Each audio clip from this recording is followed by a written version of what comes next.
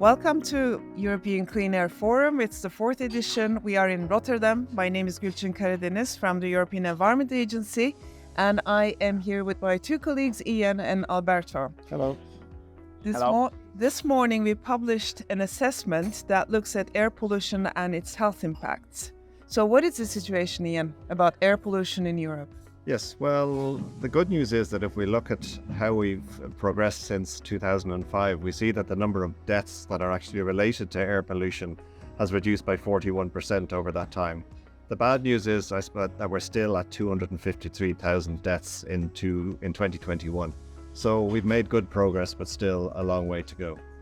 Is that the whole story? Is it just deaths? No, it's not really. It's not just about deaths, because unfortunately the quality of people's day-to-day lives are also being impacted by these air pollutants. So, for example, if we think about diseases like asthma or diabetes, we know that air pollution actually causes these diseases in some people, and people have to live with these on a day-to-day basis for many years and decades. And this affects the quality of their lives, especially, for example, in terms of what they could do on days where there's high pollution. So it's more than that. It's also about the quality of life. Pollution actually affects all of Europe, but there are some regional variations. Can you say anything about different pollutants and how people are affected by them? Yeah, first of all, we have fine particles, which is the most serious pollutant in terms of impacts on health. And we can see here a map with the impact of the different pollutants in different regions. For PM2.5, the fine particles, we see that the most impacted areas are those in East and Southeast Europe. And this is because they burn coal and other solid fuels for heating their homes and also in industry. When it comes to nitrogen dioxide, which is a pollutant emitted by traffic, we see big impact in big cities where a lot of people live and trafficked areas exist. And also for ozone, we have a distribution towards south.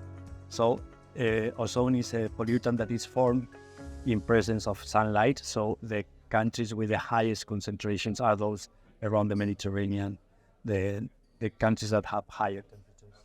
So many Europeans are affected, and we did mention asthma.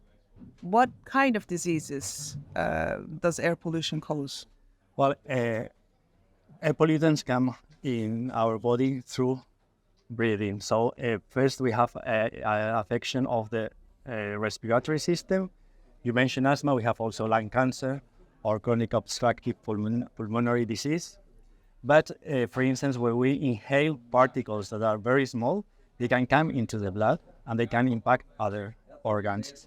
And we have cardiovascular diseases, we have a stroke or ischemic heart disease. We have also diabetes, and we have even mental disorders like dementia or Alzheimer.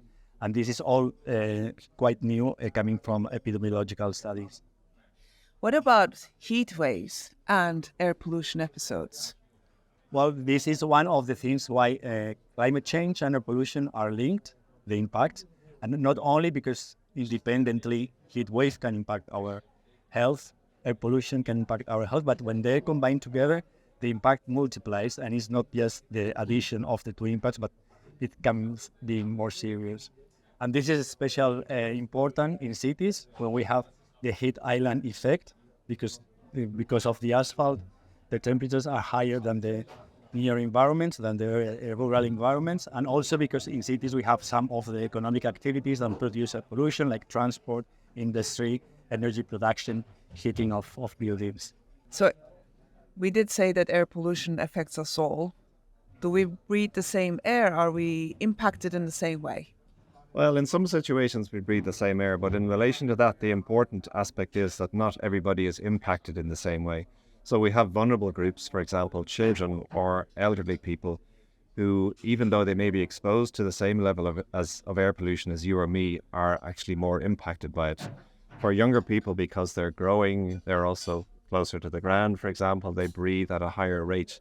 So they're more exposed to pollution, and actually as they're growing, while their bodies are growing, they can develop lifelong impacts as a result of that. And the same with elderly people, where maybe they're not as resilient and they're not able to deal with these impacts. So that's one aspect, but also we already know that different parts of Europe have different levels of pollution. and that there is an inequality there, and also even between socioeconomic groups. So we know that people that are in lower socioeconomic groups tend to be exposed to higher levels of pollution than wealthier people. So this is obviously an inequality, and we're not seeing any convergence between these two groups. So even though air quality is improving for everybody, for those two groups, there's still a gap between them that we need to address. So we've been at the European Clean Air Forum, and many solutions and issues have been discussed. What is being done in Europe to tackle this issue, including forums like this? Well, we've been discussing issues, for example, like some of the key sources of air pollution that we still need to deal with. For example, there's been a focus on shipping emissions, because there's a significant pressure and significant increases in the emissions that we're seeing from shipping, and it has an impact on port areas like Rotterdam, for example, that we're in at the moment. So we're examining how some of these significant sources. We're also looking at this issue of inequalities that we've been discussing already, how that still exists, and what we can do at both an EU level and at a local level to address these, because I think that's an important aspect of this, that we have EU regulation, but we also have to deal with this at a local level, because every city, every location is different in terms of how we can improve air quality in these areas. So I think that's an important element as well. And one of the tools that we actually presented that addresses this local concerns and local issues was this app, right?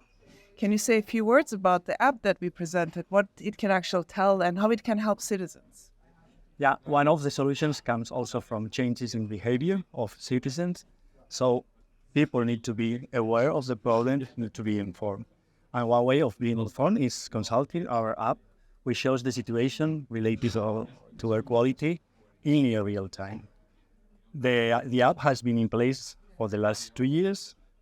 It's been translated into the 24 European languages, and this year we have included a new feature. So far, we could check the situation in relation to measuring stations.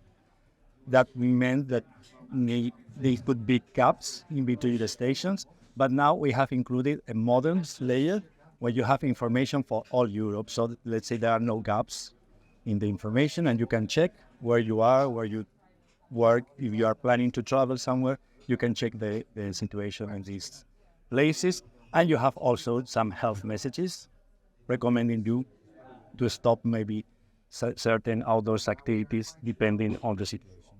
It also gives you a little bit of a forecast, like weather forecast, doesn't it, for the next day or so? Absolutely, and this is something that hopefully helps people to plan their activities. And in relation to the health messages that Alberto talked about, we have health messages in particular as well for some of those more sensitive groups that we talked about. So people maybe that have respiratory illnesses, that have asthma. So especially when you get towards higher levels of pollution, there's different advice for people who may be more prone to the impacts of these pollutants. So thank you very much. Maybe to those who are watching this, all this information is available on our website. You can just see through our press release. You can get access to the app that we've just mentioned, downloaded on different platforms. The briefing that we published that looks at the health impacts of these different pollutants, as well as country fact sheets. So, if you're interested in health impacts of different pollutants in your country, there's plenty of information that will help you understand the situation better. So I think with these words, thank you very much, and greetings from Rotterdam.